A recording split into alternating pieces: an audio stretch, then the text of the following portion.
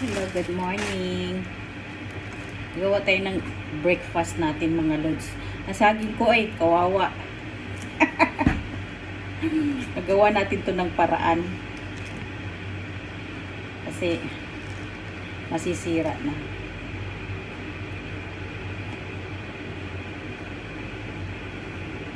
Kayong magtaka ha. Ipapalaman ko ang saging. Ngayon lang kayo makakakita ng nagpapalaman ng saging.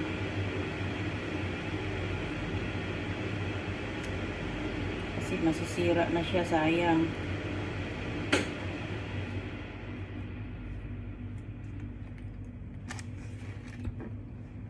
Sa akin nyo lang makita na ang palaman ay saging.